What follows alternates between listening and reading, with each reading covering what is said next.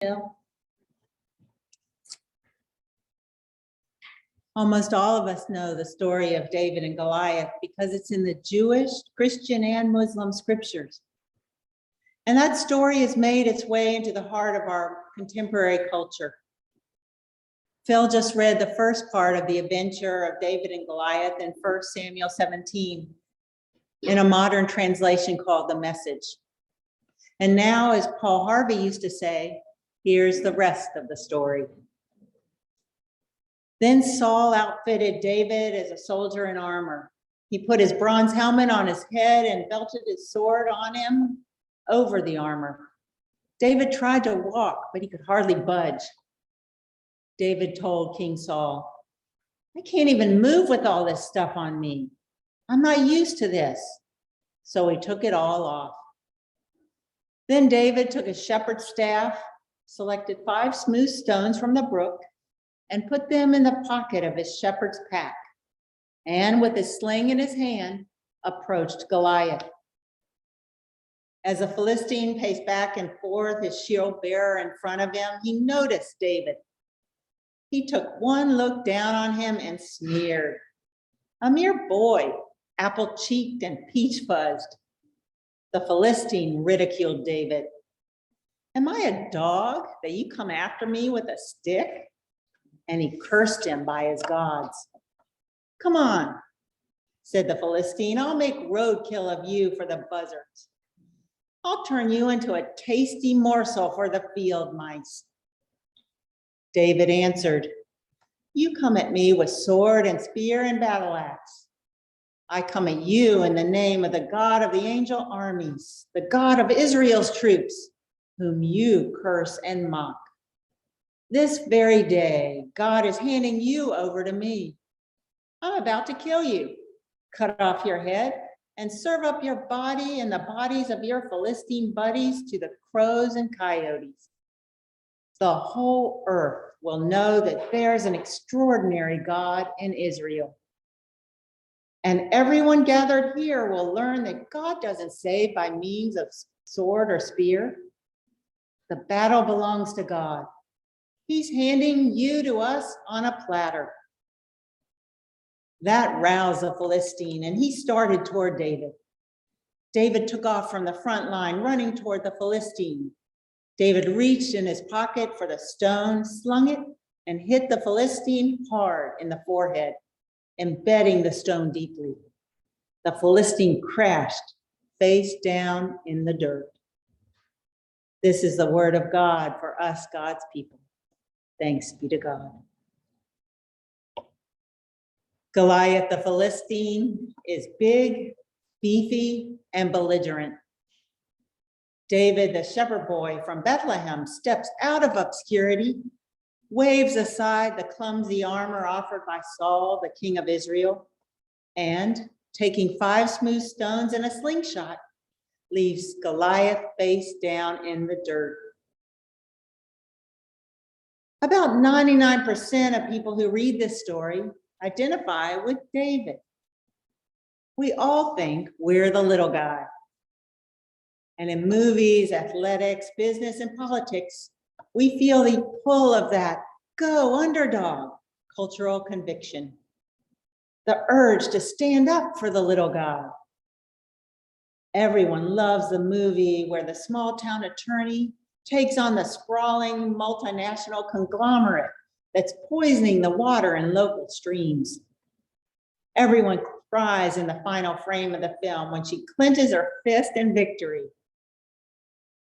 But we know that the inspiring movie about the resilience of the underdog was likely made by the kind of giant, faceless corporation that the attorney in the movie is standing up against. So why do we still root for the little guy?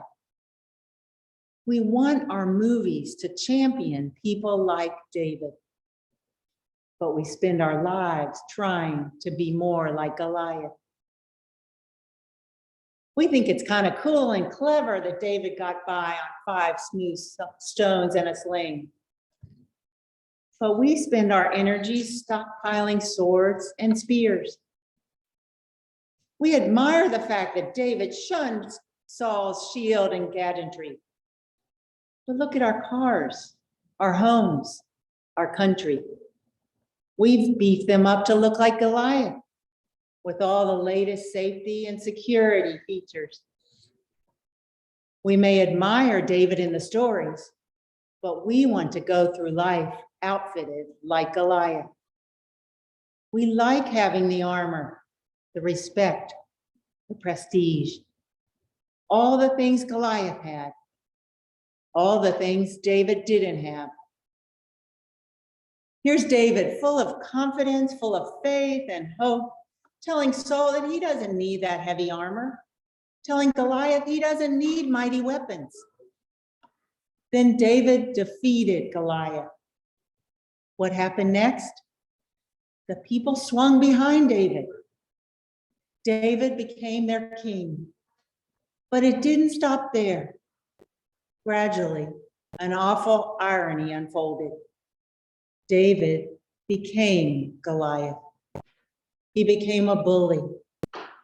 David became a merciless military power broker. David became a ruthless. He became the overblown ego that he begun his career by destroying. David became Goliath. What a tragedy. When everyone in the world seems to admire and fear Goliath, with all that muscle and armor and big talk, and people around you are like Saul, saying, here's all this armor. You better put it on. You're going to need it around here. How do you remain true to yourself and what you believe in? How do you keep living intentionally? Maybe living intentionally means we need to stop to think about where our power really comes from. David's power lies in God's Spirit with him and his 5 smooth stones. When Saul was still on the throne, the prophet Samuel, following God's instructions, secretly anointed David as Israel's next king. Scripture says, the Spirit of the Lord came mightily upon David from that day forward. Young David then bravely conquered Goliath. This story shows us sources of power, David's power, God's power, and our power. Let's turn those 5 stones over in our hands for a moment. Stone number 1 for David is, he's made peace with ordinary time. He knows how to put his own wants to the side for a time in order to do hard, unglamorous work. That's what he was doing the first part of the story. He was looking after his father's sheep, and he was taking provisions to various commanders in the army. Some parts of every life and every part of some lives are unrewarding, unregarded, and unappealing. Most of you have or will spend some time of your life caring for young children or for your aging parents, being unemployed, recovering from surgery, doing a job that has no glamour or acclaim. That's when you face one of your defining moments. Either you learn the practice of mindfulness in the everyday routine of life, or you lapse into numbing or escapist behaviors that are punctuated by hours or days, or maybe even years of resentment. David finds a way to turn the ordinary into a source of joy, the everyday into a form of training, the mundane into a way of building relationships. That's where he gets some of his power. Is that where you get some of yours? Stone number 2 for David is, he's made friends with the outside world. He doesn't rely on technology or physical advantage.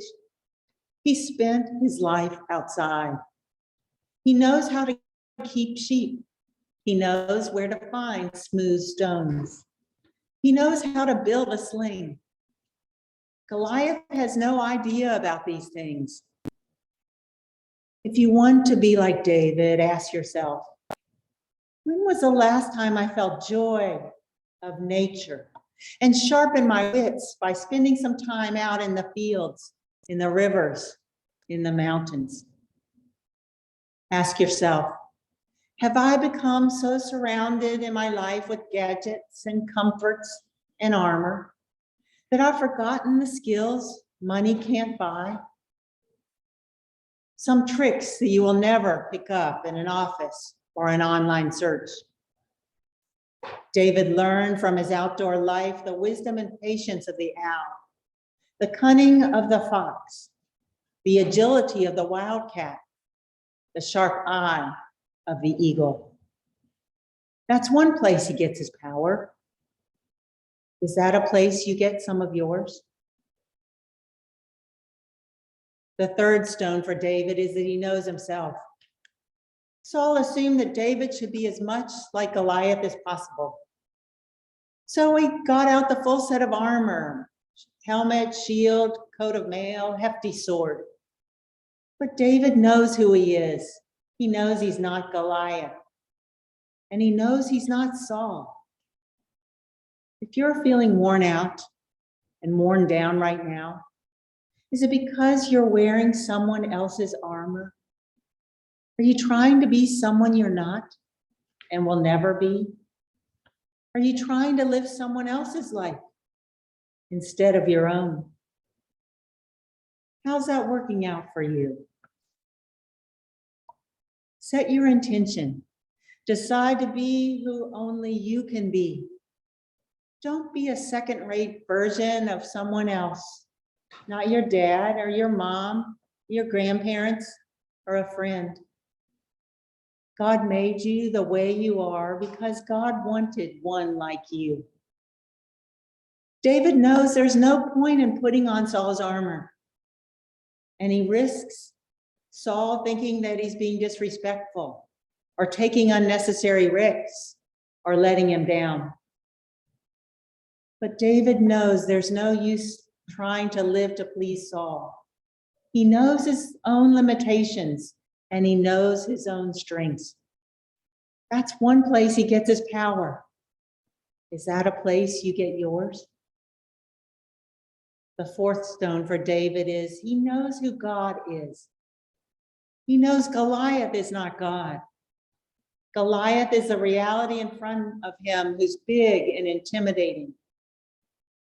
But that's not the full reality.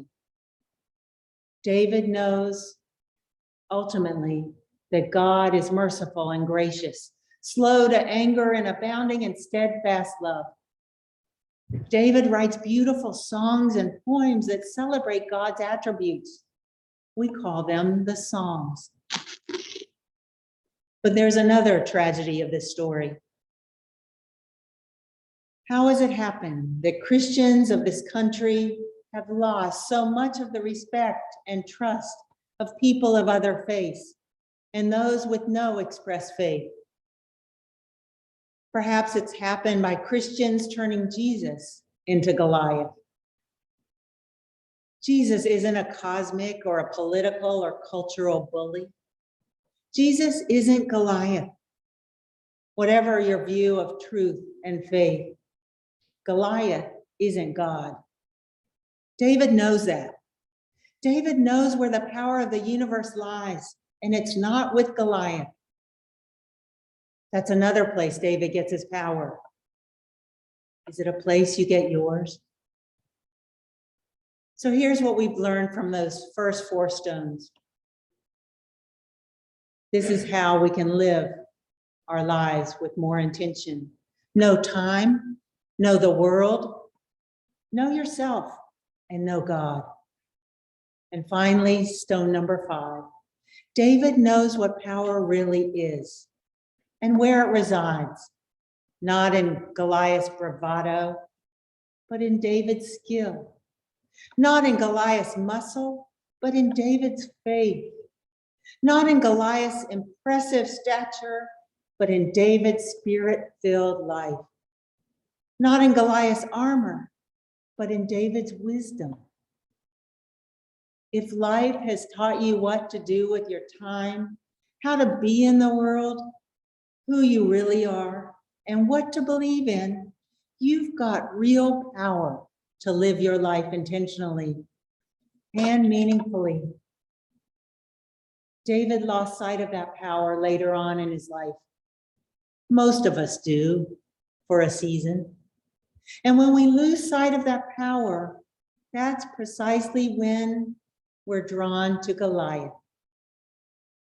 In the end, Goliath's problem wasn't that he was too strong, but he's too weak. He's a bully. The more we try to become like Goliath, the weaker we actually become. It shows we've lost sight of where true power lies. So each day, pledge to keep your wits about you and to live your life intentionally. Ask God to fill you with God's Spirit and move through the world wisely and reverently. Don't turn the power of your life into armor or weaponry to protect yourself or to damage others. Treat it as 5 smooth stones. Let God show you what time, the world, yourself, God, and power really are. Cherish those 5 stones. Use them wisely. Hold them close to you.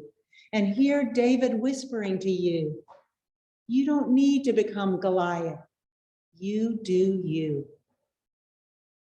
Bless you, beloved people of God. With God's Spirit in you and among you, you have a power that Goliath will never know. Amen.